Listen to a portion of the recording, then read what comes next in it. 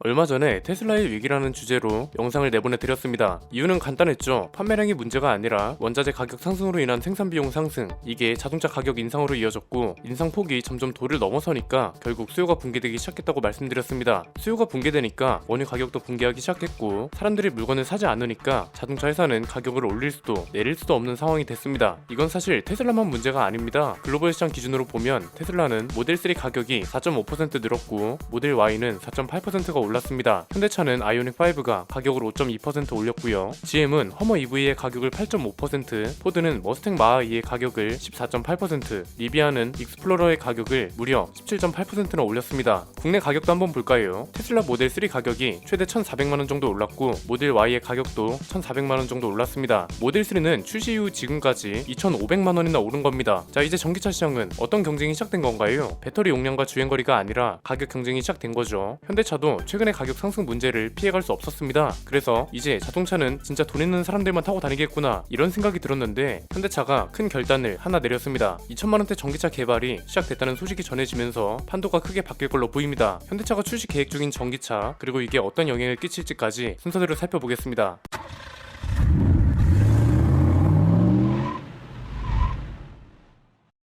현대차가 2천만원대 전기차 개발을 시작했다고 합니다. 이게 왜 좋은 소식인지는 뒤에서 살펴보도록 하고요. 일단 현대차가 제시한 목표 판매 가격은 2만 유로, 우리 돈으로 약 2,670만원 정도입니다. 이건 당연히 깡통 가격을 말한 거겠죠. 옵션 같은 게 한 1,000만원 정도라고 하면 풀옵션 모델 가격은 3,670만원이 되는 거고, 만약 보조금을 다 받는다고 한다면 깡통 모델은 1,970만원, 풀옵션 모델은 2,970만원 정도가 될 겁니다. 물론 보조금 지원 액수가 갈수록 줄어들긴 하겠지만 어쨌든 저렴한 가격인 건 맞죠. 이게 어디서 나온 소식인지 보니까 현대차 유럽 법인 마케팅 책임자인 크리스토프 후프만이 인터뷰에서 직접 언급했다고 합니다. 뭐라고 했냐면 폭스바겐, 스코다 등이 개발 중인 보급형 전기차와 경쟁하기 위한 신차를 선보일 계획이고 목표 가격은 2만 유로 수준이다, 이렇게 말했습니다. 자, 지난번 영상에서 뭐라고 말씀드렸나요? 지금 딱 전기차 시장이 딜레마에 빠졌다고 했죠. 앞에서 말씀드렸던 것처럼 대란이 시작된 이후에 가격을 계속해서 올리는 브랜드가 있는가 하면 아예 가성비 전략을 토대로 방리담의 전략으로 전환하는 브랜드도 있다고 짚어드렸습니다. 현대차도 이 사이에서 고민을 했을 겁니다. 최근에 차 가격이 많이 오르기도 했고 현대차 전기차 라인업도 가격이 계속 올랐잖아요. 물론 배터리 용량이 커졌다는 명분이 있긴 했지만요. 그런데 결국 가성비 쪽으로 전략을 튼 걸로 해석할 수 있습니다. 이 전략이 중요한 이유, 그리고 이게 자동차 시장에 끼칠 영향은 크게 세 가지로 정리할 수 있습니다. 첫 번째는 결국 시장 트렌드는 가성비로 될 수밖에 없다는 겁니다. 이게 만약 소수 브랜드만 취하는 전략이었다면 그 브랜드만 바보가 되는 겁니다. 그런데 시장이라는 건 굉장히 냉정합니다. 브랜드 10개 중 8개가 가성비, 나머지 2개가 테슬라처럼 가격을 계속 올리기만 한다면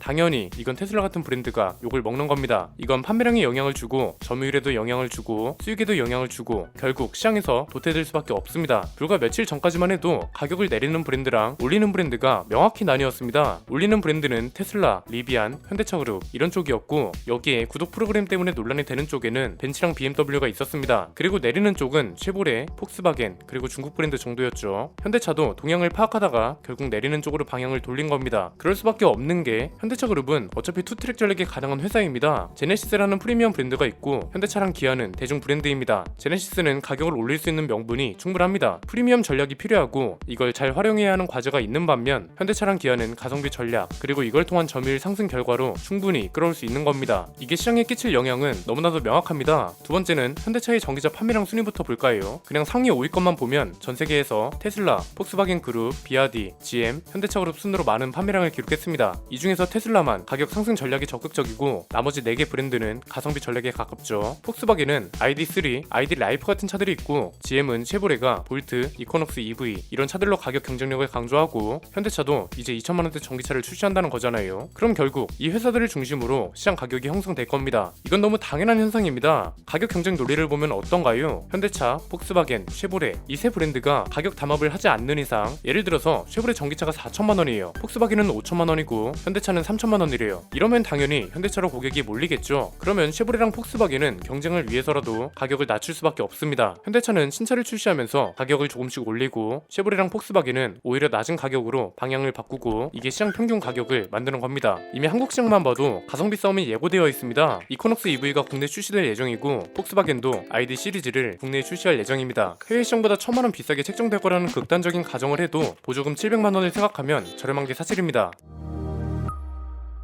세 번째는 이렇게 되면 테슬라가 진짜 긴장해야 한다는 겁니다. 자, 우리가 기사를 볼 때도 해석을 잘 해야 합니다. 테슬라가 판매량으로 현대차한테 졌다. 이건 사실 그렇게 큰 뉴스가 아닙니다. 만약 글로벌 시장에서 현대차가 테슬라를 이겼다면 이건 정말 대단한 거고 자부심을 느껴도 됩니다. 그런데 자국에서 자국 브랜드가 잘 팔리는 현상은 자동차 브랜드를 가지고 있는 국가라면 흔하고요. 현대차 정도면 당연한 결과라고 볼 수 있습니다. 무엇보다 테슬라가 공급량을 조절한다는 소리도 있기 때문에 당연히 이런 것들도 다 따져봐야 하거든요. 그래서 이건 객관적인 데이터라 보기 어렵습니다. 차라리 테슬라의 행보만 따졌을 때 이걸 근거로 전망하는 게 좀 더 현실적입니다. 테슬라가 최근에 겪기 시작한 문제는 뭔가요? 가격이 괜찮다고 불리던 시절이 분명히 있었습니다. 이때까지만 해도 야, 이 정도 가격에 이 정도 기술이면 넘사벽이지, 테슬라를 누가 따라오겠냐, 이런 여론이었죠. 그런데 지금은 이런 논리를 가격이 뒤집어 버렸습니다. 그래서 원래 예전부터 있었던 문제도 최근에 가격이 올라가고 나서 더 큰 문제처럼 보이기 시작했고, 이게 구매 욕구랑 연결되기 시작한 겁니다. 가격은 그렇게 올려받으면서 차 수준이 이러면 되냐, 이런 여론이 생기기 시작한 거죠. 가격이 괜찮던 시절에는 마케팅이 현실을 이겼던 거고, 이제는 현실이 마케팅을 초월했다고 볼 수 있는 겁니다. 풍절음, 단차, 승차감, 서비스 센터 문제, 이런 게 이제는 가격 때문에 납득 가능한 수준을 벗어나기 시작했고, 이 와중에 다른 경쟁사들이 치고 올라오기 시작했습니다. 심지어 테슬라랑 완전히 반대 전략으로 가격하고 만듦새를 잡고 있습니다. 테슬라와 다른 브랜드 사이의 차이가 점점 좁아진다는 건 테슬라를 살 이유가 점점 없어진다는 소리입니다. 이게 테슬라한테는 교훈을 줬고 소비자들한테는 정말 다행인 소식입니다. 아마 이제는 열선 시트는 구독 서비스를 이용하세요, 원자재 때문에 불가피하게 가격을 올립니다, 이런 말을 하는 게 점점 눈치 보일 겁니다. 다른 회사는 괜찮은데 왜 너네만 올리는데, 원자재 대란이 너네한테만 있는 건 아니잖아, 이렇게 되는 거죠. 이게 이해가 안 된다면 애플을 생각해보면 됩니다. 스마트폰이 처음 등장했을 때 비싼 가격 때문에 보급량이 급증하진 않았어도 스마트폰 하면 애플이 떠올랐고요. 아이폰이 출시되던 시기에 삼성은 옴니아로 허덕이고 있었습니다. 그런데 삼성이 갤럭시를 출시하면서 치고 올라오기 시작했고 가격 경쟁력이 치열해지기 시작했습니다. 삼성처럼 수종자 라인에 있던 회사들은 당연히 보급형 모델도 적극적으로 출시했고, 애플도 보급형 모델을 출시하면서 스마트폰 보급량이 증가했습니다. 이렇게 되면서 1등하고 그 아래에 있던 회사들하고 차이가 줄어들고 결국 선구자와 추종자의 관계에서 경쟁 관계로 발전하게 된 겁니다. 테슬라한테는 그래서 아무리 압도적인 1위라 할지라도 경쟁 상대들이 치고 올라오는 순간 1위 자리가 위태로워질 수밖에 없고, 가격이 줄어들면 위기가 찾아올 수밖에 없다는 교훈을 줬고요. 소비자들은 무자비한 가격 상승에 대한 걱정을 내려놓으셔도 될 것 같습니다. 현대차그룹, 폭스바겐, GM 정도면 토요타 같은 대중 브랜드도 가격 경쟁에 뛰어들 수밖에 없습니다. 현대차가 뛰어들었다는 건 국내 가격도 잡힐 거라는 소리라서 국내 소비자들한테도 충분히 좋은 영향이 될 겁니다. 사실 이 얘기요, 제가 올해 초쯤에 소개해드렸습니다. 기억하실지 모르겠는데 한전 경영연구원이 블룸버그 NEF의 신에너지 전망 보고서를 정리한 자료가 있거든요.